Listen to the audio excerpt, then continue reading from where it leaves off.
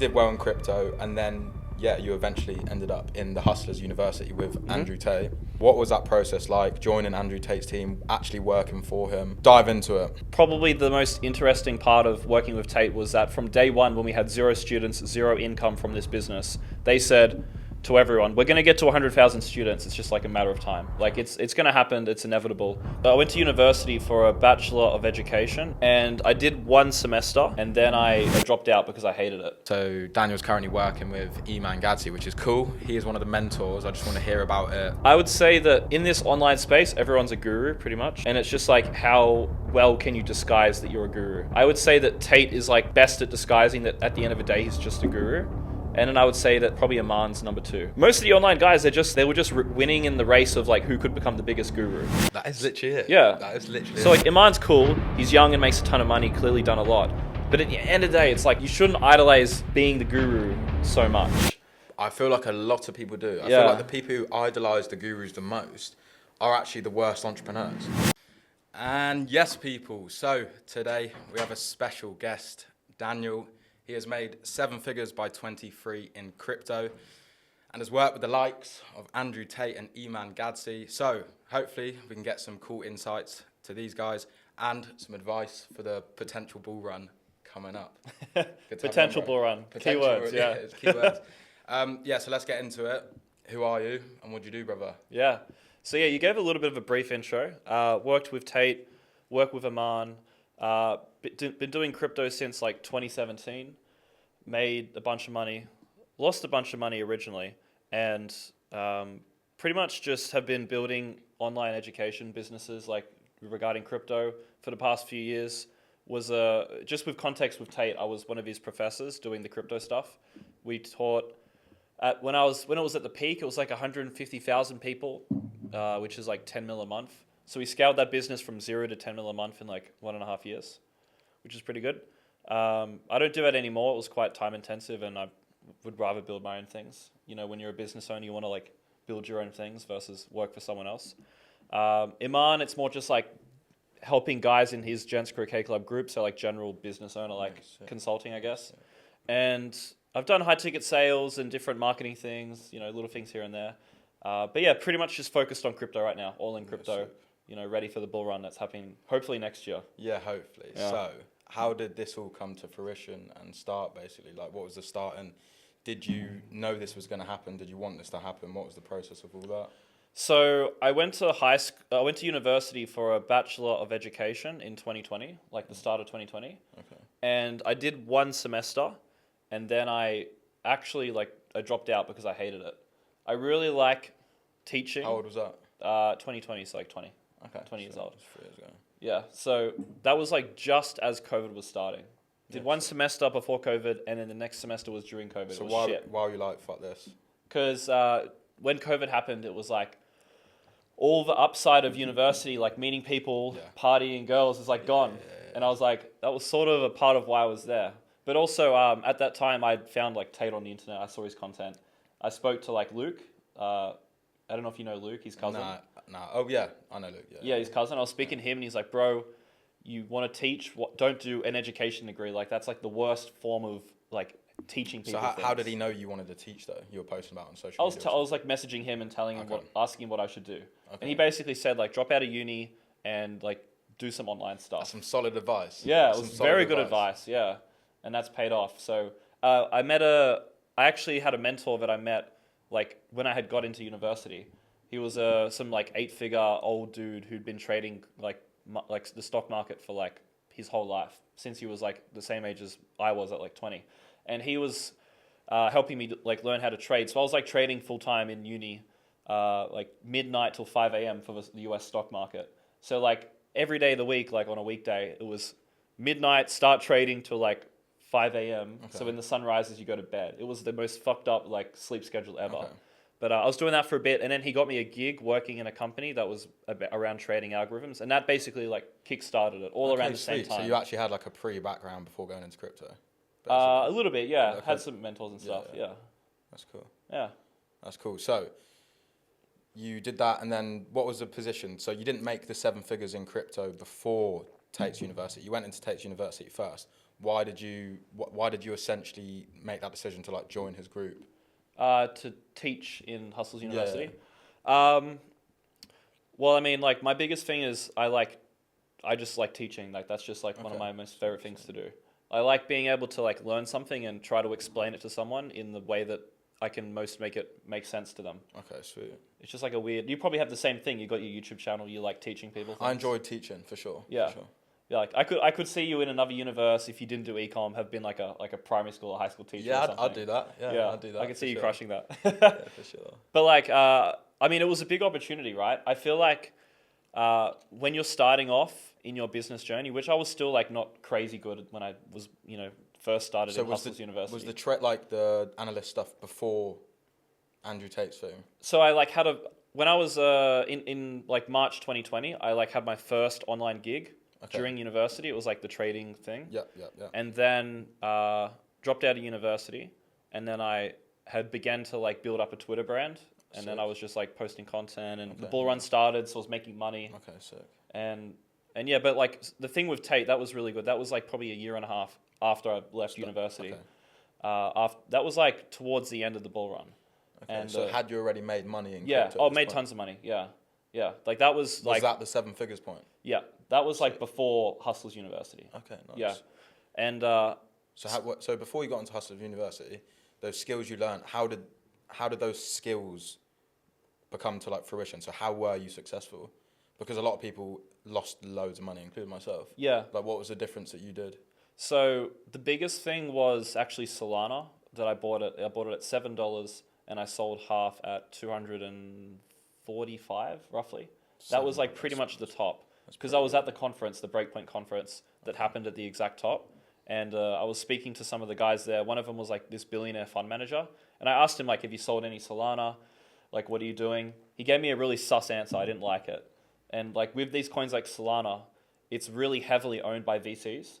So if you want to sort of pick the direction of where a coin's going, you want to understand what the VCs are doing. Okay. And I had just had this feeling that this guy's like dumped his bags of Solana. Okay. And so I was it's like, sort of like a weird comment. Yeah, and also like the conference, Solana was like really, really hyped going into the conference, and I was like, this is like a classic sell the news event. So I like exited half of that, and also like I did a bunch of IEOs, pre-sale related things. What is an IEO? Like imagine there's a new coin launching, and you can like get into it like before they launch the token, like the pre-sale. Yeah, like that sort of thing. So you got to talk to me like a crypto dummy. Like I've got a decent amount of crypto, but no clue. Like that's my specialty, bro. I can teach crypto to a beginner. So obviously you did well in the bull run, the initial one. How did you get the money to fund that? That was through Twitter, basically building like a mini personal brand. No, I actually only had 5K at the start of the bull run. Oof, and so then, barely had and anything. You traded that up? It's not really trading, more like invested it up. Okay. But I also did high ticket sales during the bull run before I was working with Tate. That was giving like 10K a month cash flow. Nice. So that was like nothing crazy, but like when you put it all into crypto and you make money in crypto and then you make more money from from businesses and stuff, you like just compound the money. Basically, you made the really smart steps. Basically, get a little side job. Yeah. Invest it, build it up. Yeah, the process is like invest into yourself first, get cash flow, build your business. Probably same thing you teach. Yeah. And then once you're cash flowing and you've like sort of got your foundational level skills, income in, then you can put it into crypto. Yeah, sick. That's a cool story. So you did well in crypto, and then you eventually ended up in the Hustlers University with Andrew Tate. Obviously blew up. He got absolutely massive, and you were a part of that. You saw it from the start to middleware, whatever. What was that process like, joining Andrew Tate's team, actually working for him? Dive into it. Yeah, I know we went out drinking the other day, and he told me he did his first boxing fight in Prague with them, which sounds pretty cool. But yeah, dive into it and let's just see what happens. There was so much that happened during that period. I feel like probably the most interesting part of working with Tate was that from day one, when we had 0 students, 0 income from this business, they said to everyone, we're going to get to 100,000 students. It's just like a matter of time. Like it's going to happen. It's inevitable. Like no one works harder than us. Like we will make this a reality. And they did that. Fair. Imagine like you start a business and you're like, yeah, like 1.5 years we'll be at 10 mil a month. Like, so you literally went from 0 then? Yeah, they went. No, Hustles University was 0 students, 0 income. And that's when you started with them. Yeah, day one. That's crazy. I have a photo of the Discord when we had no students in it, when it was just like the professors in the room. Yeah, that's nuts. Yeah, and then it went to. It's probably at like 200,000 students now. Yeah, Okay. yeah, and that journey was entirely known by them before it had happened. Like there was no like, oh, we'll see where it goes. It was like, no, 100,000 students. Like it's just a matter of time. That is sick. It was insane. Yeah. Yeah, that's sick. So your part in the company was basically teaching crypto, Yeah. advising. Yeah, it was basically just purely crypto. Okay. So Yeah. what did that routine look like? So what would you do? Because actually I was with Luke Bright. He's in the GCC. He knows you. Yeah. But I saw one of your looms the other day, like advise on crypto. Mm-hmm. So is that like with Andrew Tate? Is that what you were doing as well? A little bit, yeah. I think with Hustles University, the thing is it's 50 a month.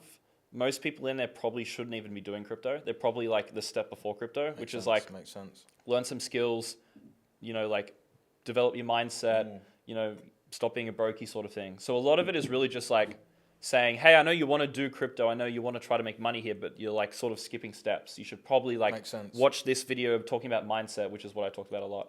Like learn this mindset stuff, do this, do that before you get into crypto. That makes but sense. in terms of like crypto stuff, it was, like signals, education, just like everything pretty much. So let's dive into the mindset stuff. What was, if someone joined, they're an absolute beginner, had no clue, either working a job or a student, how would you approach it? But broke, theoretically, but wanted to do that online business, bit of freedom, basically essentially what we have, but a bit lower scale, just enough, 5-10K a month. What would be the advice you'd give them mindset wise?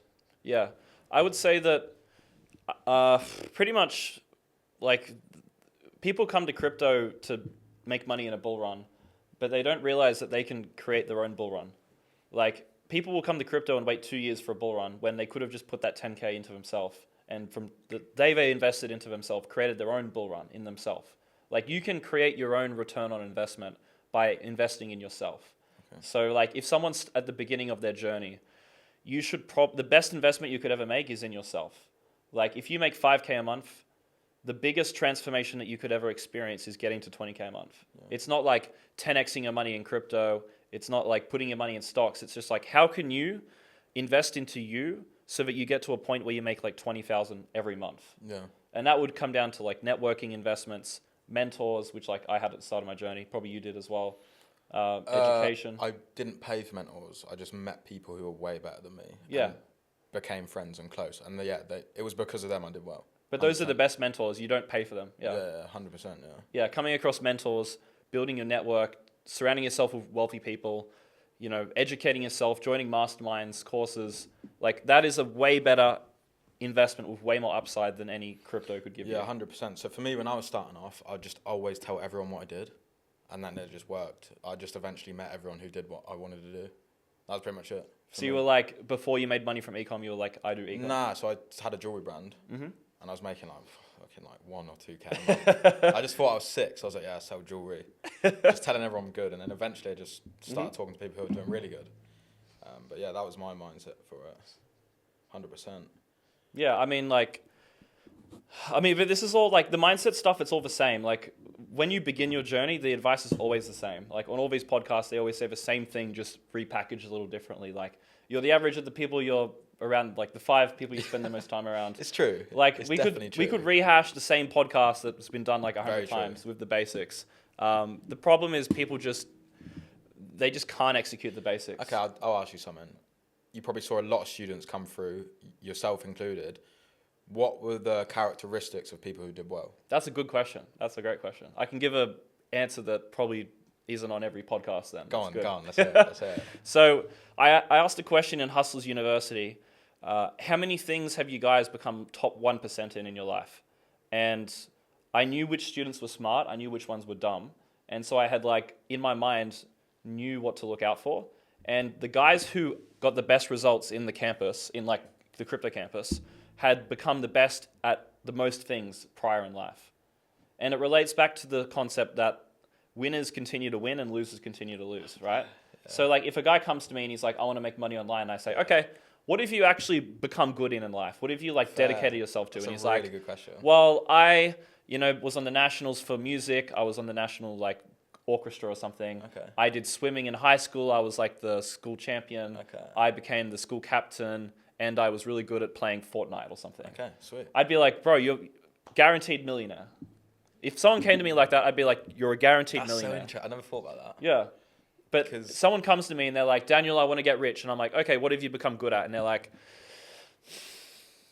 nothing. And I'm like, bro, you're going to stay poor for the rest of your life. Because when you've You never... just straight up say that to their face. No, I would never say that. But that's what I'm thinking. I think that as well Yeah. sometimes. Like, Because when you think about it, right, like becoming good at one thing is the same process as becoming good at anything. 100%. If you want to become really good at making money online, the process you follow is the exact same as becoming the best swimmer. You just have to be around other people who are really good at swimming, go to the best pools. You should probably have a coach who's telling you how to swim properly. You probably have to swim every day. And you have to actually like aim to become the best at swimming. So, what were you good at before you did business? Tons of things. Tell me. So I won a national level photography competition. Fair. I've won film competitions. I was in the nationals for surfing. Oh, sick. What else did I do? When I was 12, I made an Instagram business, got it to 11K followers, and made like a few $100 at like 12, 13 years old from like an online business. Yeah, sick. But keep in mind, making money as a 12-year-old now is different to being a 12-year-old like 100%. a decade ago. 100%. Yeah, cool.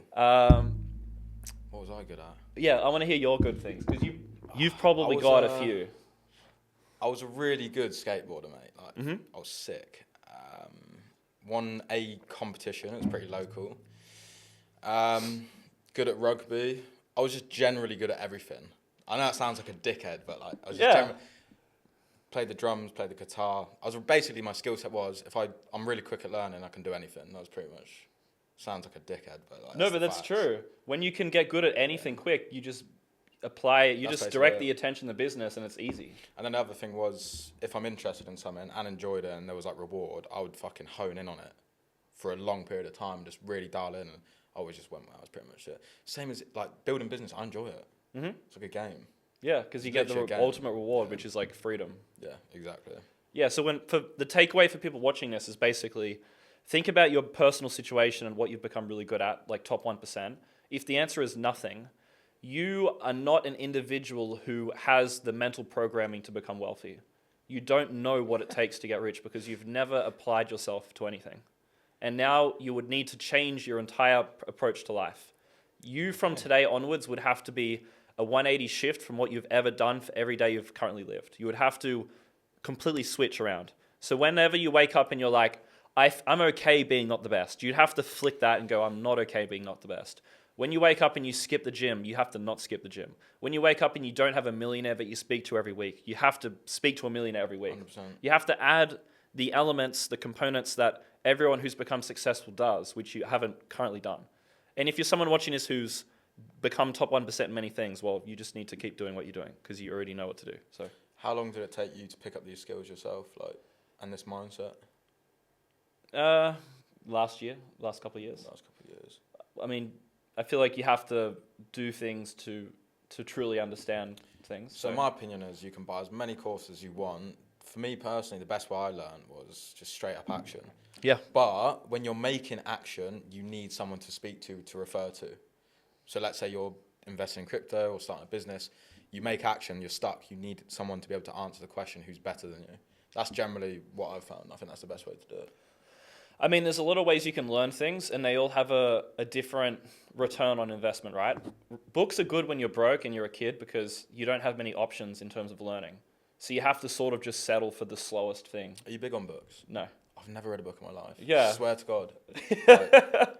Books can be helpful. Like Iman Gadzhi read a bunch of books, right? But when you're 14, it's like, what, you're going to have a millionaire mentor? You're going to have 5K to join a mastermind? No, you have $10 to buy a book. Yeah. So books can be good, but it's not the fastest option. Agreed. So you said basically, how do you learn things? Well, you can learn things from many different ways. You just need to decide how fast you want to learn and how much are you willing to spend to learn at that speed. Yeah, and that's when you always when someone joins my network or something, I always look, all right, what's your current position? And usually they need a bit of side money to sort of get going anyway. Mm-hmm. So there's loads of options for that. But most people just need to get past that first bit.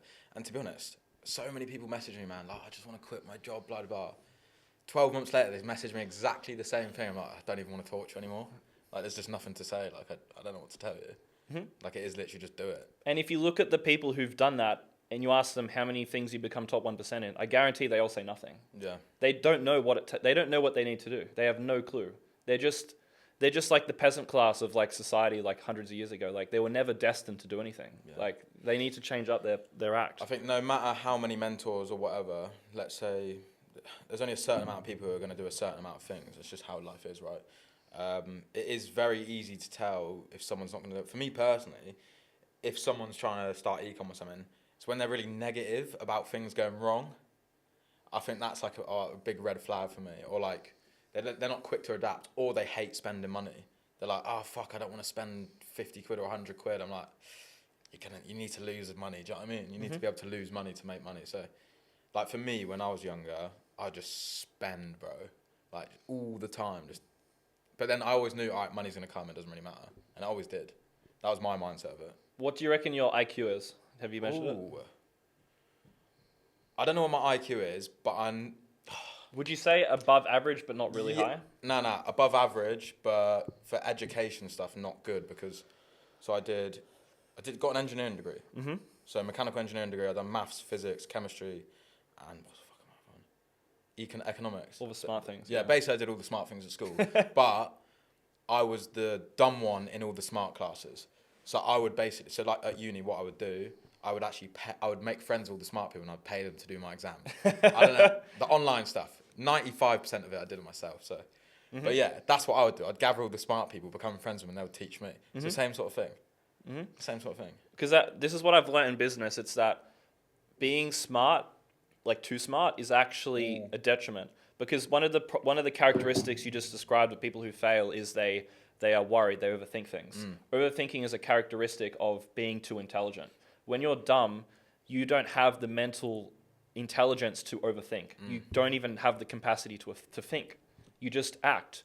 This is why like people who are too smart end up becoming the doctors, the engineers, the lawyers, and they get stuck in that shit. Because they're too smart to ever take the risk, but they're smart, which is perfectly applied to these safe careers like doctor, lawyer, and stuff.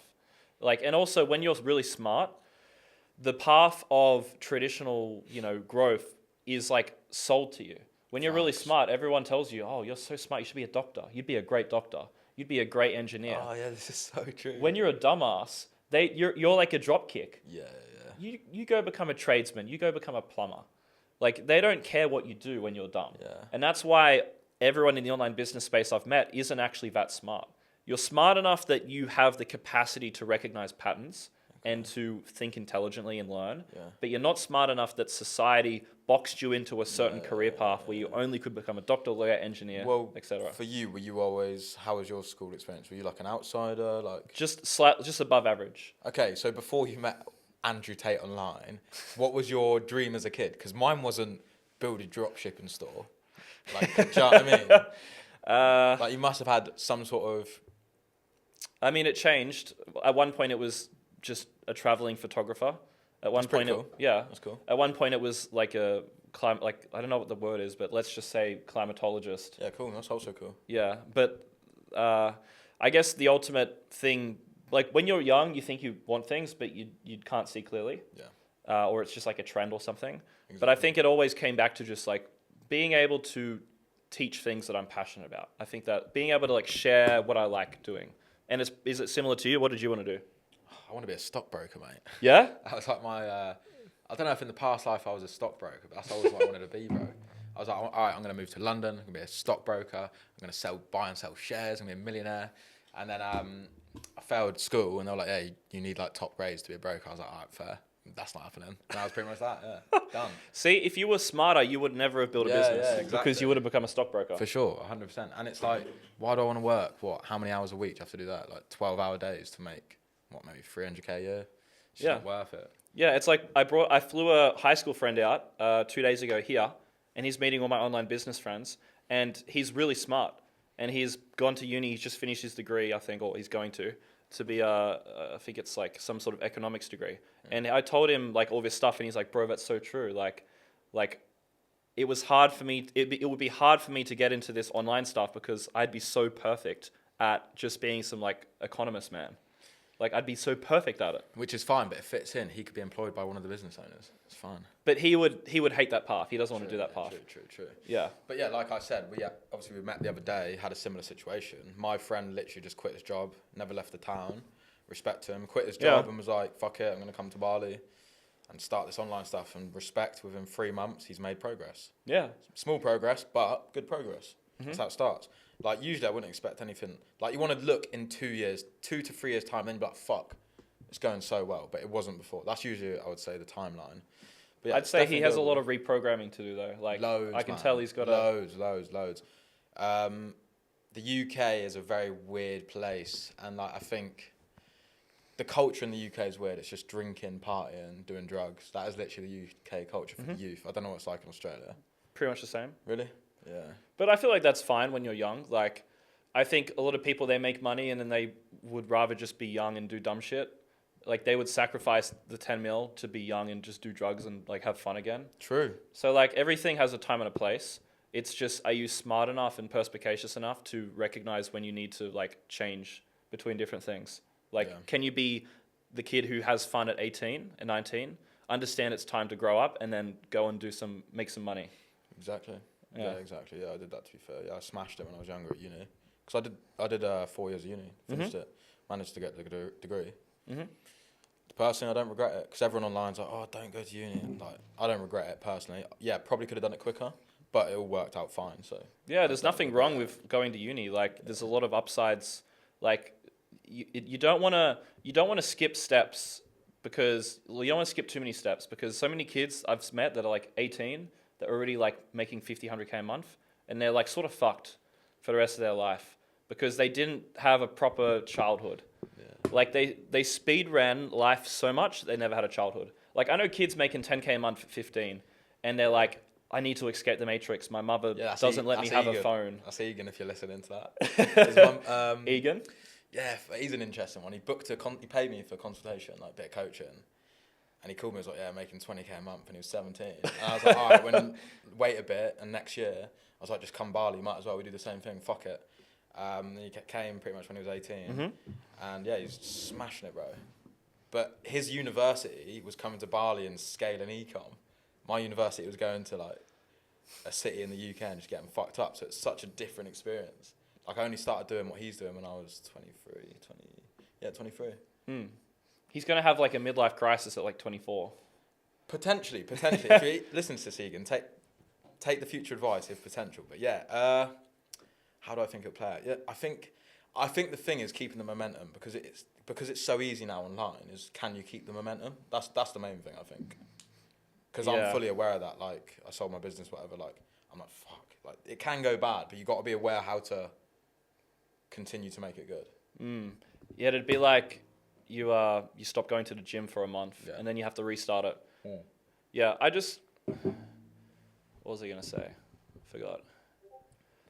What were we talking about? We're talking about basically young kids making loads of money young, and that's pretty much it. I just think that like money's like obviously important, but it is only a small component of like life. Yeah, 100%. So if you like you can do certain steps before other steps, but you can't ignore the step that needed to happen. Okay. So like, if you make all this money when you're young, but you can't socialize properly, you will inevitably have to learn that lesson at some point.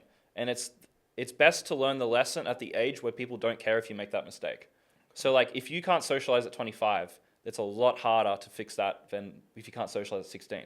Because it's like, you're 16, come on, you're a kid, like, it's okay. But if you're 25 and let's say like you can't even talk to a girl, it's like you're way more fucked like when you can't do those things. Facts. Yeah. Facts. Yeah. Andrew Tate ruined every kid's childhood. Well, you have to escape the matrix. This is the thing, man. Like, I'm not even joking. Again, Ian. Your mother put nappies on you. He's got all the Andrew Tate sayings, and he's like fully believes it. Which, yeah, most of them are true. I get it. But to be honest, there's two sides to it. It's the Andrew Tate.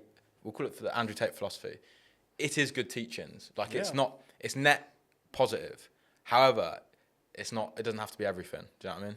It doesn't have to be everything. Yeah, I definitely don't think I'm smart enough to like fully be able to give a proper conclusion on it. But definitely, like, the lessons are relevant for a certain demographic. The question I was going to ask is, all right, you've made over 7 figures, you work with massive people. What is the motivation of you making loads of money? Because like you said, money is not that important. What's the reason for you to be worth multi-millions, 10 mil, 20 mil? If you want that, what's the point of it? Well, I would say in the past few months, my answer is going to be, like, now my answer is different to what it probably would have been like 6 months ago. Nice, let's hear it. I think the answer now is just like beating the competition. Fair. I also feel like that. But carry on. Because like I have never had any competitors in my line of business. Because my offer is basically like I help people who make money, like lots of money, who are busy, do crypto. So my competition isn't like a trading signals group. Yeah. It's like helping business owners make money. So like I've never had any competition. And so I've just been sort of like solo destroying the industry, like with just taking over. And now I've had a couple competitors come up, and it angers me because they're sort of shit. I'm like, I need to like destroy these guys' businesses. Like they are not allowed to make any money. I must like win this like industry. So I'd say competition is probably Cool. What about you? Well, I personally, let's say I had 20 million in the bank, I'd be bored, bro. Like, what's the point? You need something more. So, I don't know, I want to do, like, cool shit, like, buy a fucking forest and, like, replant it. Sounds stupid, but that's, like, stuff I want to do. Yeah. Like, for example, Bali's got absolutely crazy waste problem moment, fixing stuff like that. Stuff like that. At the end of making, but you got to do the dirty work of business, blah, blah, blah, to make that 10, 20 mil. That's what I want to do. Yeah, definitely. Yeah, like even guys like Tate, they've like completed life, and when you get to the top, they're still working just as hard, if not harder. But there's purpose to it. So I feel like Tate has a purpose still, and that is help young men, change perspective, basically enlighten people, probably, which I think he did. I think he definitely achieved that. I think most people couldn't handle freedom even if they wanted it. Like a lot of people want freedom, but they genuinely couldn't handle it. Like you give someone a taste of freedom, like the 4 weeks off work. What is the first thing they do? They go and like drink and do drugs and go on holiday and they stop working. Yeah. Like that's literally a small insight into how someone would spend their freedom. Doing nothing. If your freedom looks like doing nothing, then you're not really, like you couldn't handle the freedom, because to get the freedom, you can't want to do that. So you would essentially say you're free, right? Yeah, I can do whatever I want, yeah. Same as me, but you choose to work, you choose to do stuff. But you're free to work on what you want. Yeah, you're free to work on what you want. Yeah, people, like a lot of people get the freedom like with their 4 week vacation, and they're not free to work on what they want. They're just free to take a break or something, do nothing. Sure. So spinning it back to Andrew Tate, and you were in Prague and you had your first boxing match in the war room. What was that like? Yeah, that was a cool experience. Yeah. I mean, my memory of it's a bit shit because I feel like with fights you don't remember the fight. Yeah. It's like a euphoric 12 hours where you're not really there. It's just sort of like happens. Yeah. Like you're in massive flow state. Like you know when you like do like flow state 4 hours of work and then it's like, what just happened? Yeah. It's like that, like 12 hours of flow state, like preparing for the fight, watching everyone else's fights, partying, 12 hours of just insanity. But I would say it was definitely a good experience. Yeah. I would say that it was probably the most euphoric feeling. Yeah, got beat up, yeah? Yeah. Yeah. Not too bad, actually, to be honest. I got TKO'd pretty bad in my first fight. Yeah? Bad, yeah. But it's part of the game. It's part of the game. But that means you had the proper experience, though. Yeah, for sure. All right. E-Man Gadsy, I want to ask about him. So Daniel's currently working with E-Man Gadsy, which is cool. I think it's in the Gents Croquet Club, if I'm not wrong, which is a pretty high ticket, medium ticket, private network group. I know a few people in it. I've actually met loads of people in it. Loads in Bali. Seems cool. He is one of the mentors. I just want to hear about it. Yeah, from your side. Like about Iman or about Gents Croquet Club? Let's start with Iman. What's he like as a person? What do you think of all his what do you think of all his like YouTube stuff coming out now? I would say that in this online space, everyone's a guru pretty much, and it's just like how well can you disguise that you're a guru. I would say that Tate is like best at disguising that at the end of the day he's just a guru, and then I would say that probably Iman's number 2, and then maybe Luke Belma number 3. Maybe I would completely agree. Yeah. Luke Belma chats though. I personally think he says some crazy stuff. So like, Luke, if you're watching this, fair play, smashing it. But like, it's the sort of blanket statements like, if you get the bread, you get the butter, put it on, toast it, you'll win. Stuff like that. Like, He's really good at. He knows so much that he can just ramble and it will make sense. yeah, it's crazy, and people eat it up, man. Yeah, It's nuts. like people watch it and they think that he like maybe like pre-planned like a speech, but it's just a stream of consciousness, whatever comes out. Yeah, for sure. He is killing it. I'll give him that. Yeah, but at the end of the day, like everyone that like people idolize Iman, Tate, and all that. At the end of the day, they're just normal people who sell how to make money online, and there's nothing that like okay, I would say that Tate is pretty like exceptional, but like most of the online guys, they're just like they were just winning in the race of like who could become the biggest guru. That is literally it. Yeah, that is literally. So like Iman's cool. He's young and makes a ton of money. Clearly done a lot. But at the end of the day, it's like not that like you shouldn't idolize being the guru so much.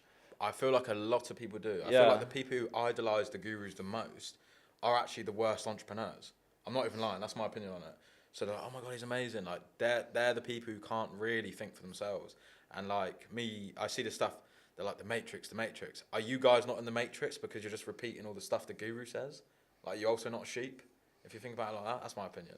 Yeah, I mean, everyone talks about escaping the Matrix and getting rid of the programming, but the thing is, by listening to Tate and Iman, you're not getting unprogrammed, you're getting reprogrammed. Exactly. You're just, instead of buying this course by the university, you're buying this course by the guru. Exactly. You're not being fixed, you're just being retaught new lessons to buy a different product. 100%. And maybe the lesson of buy Agency Navigator is a better lesson than buy Bachelor of Education for 4 years. But you're still being convinced through sales tactics and marketing tactics to buy something, right? It's about your ability to think, is the programming that the person I'm listening to going to help me better than the programming that this person is going to give me? Yeah.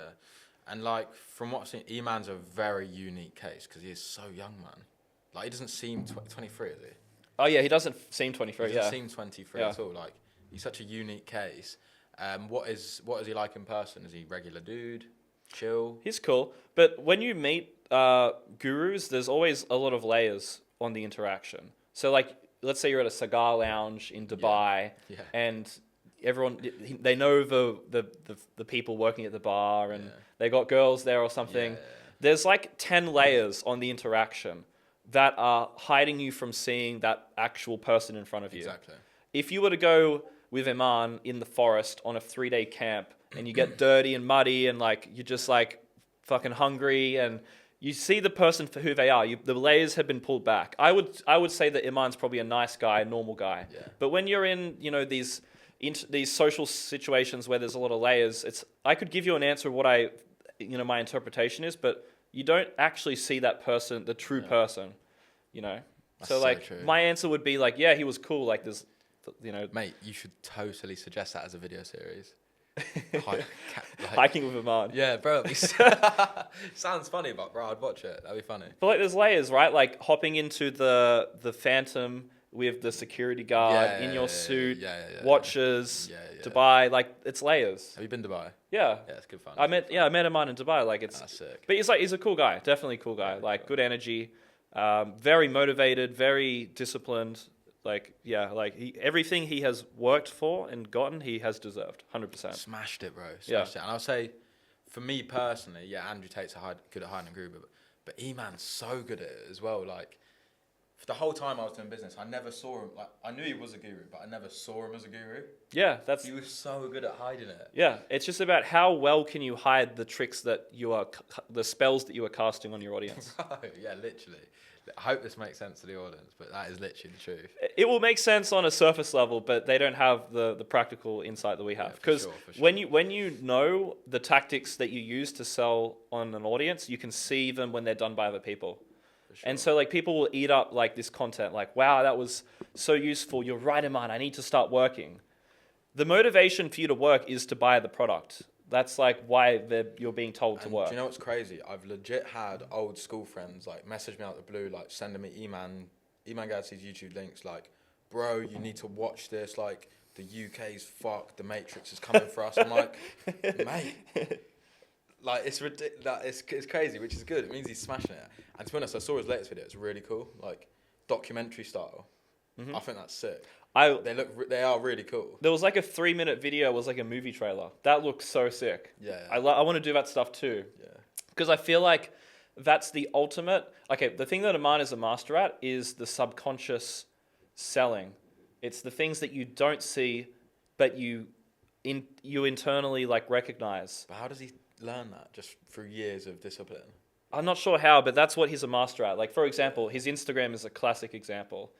His Instagram is the most perfect subconscious flex that I've ever seen. Yeah. Most men, we consciously flex, right? Yeah. We have the Lambo, we stand in front of it, we do this, and we don't smile. It's like conscious. You consciously recognize, okay, this guy is trying to look rich. But the way Aman does it, it's, you know he's rich, but you didn't think it. You just subconsciously were like, okay, this guy's rich. He'll have a photo with a girl. It's not like standing with the girl, but it's like the girl's there. You know that he's got the girl. Like a silhouette. Yeah, it's a silhouette or something. Yeah. And the way that girls, the way that you flex on like a girl is it's like a subconscious flex, right? Men respond to more like conscious flexing. Okay. Right? Yeah. So I want to eat into. I'm going to show my Solana bag pumping. We're going to talk about the bull run, the potential bull run coming up in when is it coming up, you reckon, potentially? Yeah, we're in the middle of it right now, so. Oh, okay, nice. So, back into it. Obviously, Daniel is a crypto mentor. He knows his stuff, supposedly, because no one can ever be 100% accurate. It's the market, supposedly, it could be a scammer guru. Yeah. But people have skills, they do better. He has proportionally done better, so supposedly he should know his stuff, so it's always good to listen to someone like him. I'm going to show him my portfolio. It's an absolute mess bag. He's not going to tell you how much is in there, but he's going to talk about... It's a lot of money. He's going to talk about... It's not that much money. It's a decent amount. He's going to talk about my coins, what I could do better, are they bad, are they good, and you can tell what coins they are. So this is an interesting thing, and explain with the bull run and stuff. Okay, that's a good question. All right. My Bitcoin and ETH and Link are in another portfolio. These are like the trading ones. Okay. Link, Doge, ETH, Matic. This is cool. VRA. So I don't like Matic. I don't like Veracity. I don't like Cardano. You don't like Veracity? Nope, don't like Cardano. Don't like Dot. Ocean, no. Oh Atom, definitely not. Ripple, definitely not. Nexo, no. So basically everything in my bag's going to zero. Okay, you've got way too many coins in here, bruv. Basically, these are all coins I purchased between the last 6 to 12 months. I was like, you know what? I'm losing way too much money. Losing too much money on this shit. I'm done with it. I'm just going to leave it in a bag and just see what happens. Yeah. Bad idea? I mean, it's just gambling. Like, it depends. Like, is it more fun to gamble with your boys, or is it more fun to do it in a cold, dark room all by yourself? That's a good opinion. Okay. Yeah, no, that's my like expression. What do you think about Chainlink? You could keep Chainlink. I've got a lot of Chainlink. I personally don't own it, and I wouldn't buy it, but I can see that it has the potential. Yeah. My mentality for crypto is 99% of it is a scam, and the best scams are new. So if you want to make money off scams, which is what all this shit is, then you should stick to the new scams, because scams lose fashion quickly. Yeah, it's like right. Yeah, like you What would you do with that? Just sell it all and put it in someone else? Yeah, because every day that you have underperforming coins in your portfolio is a day that you don't have outperforming coins in your portfolio. But this is the problem for me, is I cannot be asked to think about crypto. I'm rather just build up my business. Yeah, but that's the thing. Like, this will take like 20 minutes. Okay, sweet. So my thought process on Dogecoin, that was the latest purchase, was Elon's bought Twitter. If he introduces Dogecoin as a payments for Twitter in the bull run, it's going to blow up. Or if he does a fight with Mark and then Doge is the sponsor. Yeah. But yeah, you could keep Doge if you wanted to. I don't have it, but you could keep Doge. Yeah. Ethereum, like, it's not performing well at the moment, but I think it will, eventually perform. But yeah, the rest of it, Matic, Veracity, Cardano, Dot, Ocean, I would just sell them. Okay. Yeah. We've had a pump recently. So honestly, like, Matic looks like it's up 30%. Like, I just sell it. Solana is a good one. But like, me telling you to buy Solana now, it seems obvious because it's pumping. Everyone's talking about it. But I would have told you to buy Solana like 2 months ago, and you'd be up 2x. What's your prediction for the bull run, and what strategies are you implementing? Yeah. So the bull run, the biggest narrative is the ETF. We don't know when the ETF's coming out. What is the ETF? So like, right now it's really hard to buy crypto, right? Like everyone I talk to when they're trying to like join my group, they're like, bro, I'm having trouble buying crypto. Like Coinbase just like held my transaction back for 3 days, or my bank doesn't let me do crypto transactions. Like it's a pain in the ass to get into crypto. So right now it's like, if imagine you had a product and the website's down like half the time. You would sell like half the stock because the website's down for half the time. So if you want to sell more products on your website, you want the website to be really easy to buy things from, right? So the ETF basically makes crypto really easy to buy. Okay. So like imagine your website only worked in India. Yeah. No one from India is going to buy your shit. Like they don't have money. But then imagine your website now works in every country around the world. That's what the ETF also allows. It allows more people to buy and way easier. And when's that coming out? No certain date, but likely Q1 next year. Nice. That's good to know. So like imagine 100 million people from the US are now able to buy crypto, and all of the biggest fund managers in the US are promoting you to buy crypto. And crypto's rallying more than stocks. And that's supposedly happening next year. Yeah. That's what the backdrop's going to look like. That's what you want. That's the idea. Okay, I'll give you my opinion. I personally think it's not going to go big because the last bull run was a concoction of economic madness. COVID happened. The West was on a boom. It was the peak of the Western economy boom. COVID happened. Everyone was getting furlough, paychecks. No one was working and getting paid. Everyone had time to invest and extra cash. There was so much debt and fake money in the markets that everyone could invest, which boomed the price. Mm-hmm. That's never going to happen again. That's my opinion. What do you think of that? And where's this extra money going to come from to inflate the market? Well, there's always inflation. They're always printing money. Maybe the bull run isn't as crazy as the last one, but bull runs are not a symptom of money printing or people not having jobs. Bull runs are a symptom of human psychology and innovation. So like there's always another bull run because humans always fluctuate from fear to greed. That sentiment of euphoria always happens because humans are all the same. We're all the same. We all have the same emotions, right? When we fall over, it hurts. Like we all feel pain. Maybe there's like 10 people on the planet that don't have pain receptors, but like we all feel the same shit. So because we all feel the same things, we all have the same emotional cycle. The same cycles occur in markets. We always have the point in where the war's about to start and people are shitting themselves and they all sell the bottom. We always have some story that makes people believe that the thing's going to take over the world and it goes ballistic. So like my bull thesis is obviously the ETFs, but it's more so just there's always another bull run because that's just what humans inevitably do. And the Bitcoin halving as well. Yeah, and the halving's big too.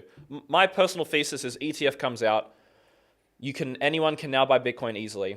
The Bitcoin goes up into the like a sort of front running the halving, and then Bitcoin's outperforming every major stock like in the market. All these fund managers and people in TradFi are like, holy shit, Bitcoin's outperforming everything and the halving's coming. Let's buy in for this narrative. They all make money and then they all get addicted to that sort of rush. Obviously there's a crash post-halving, but now they're in. Now they're sucking in, right? Bitcoin is the Trojan horse that has always created every bull run in the rest of crypto, right? It's like the thing that we give them that's, not as volatile, it's safer, it makes sense, and then they all go down the shitcoin casino rabbit hole.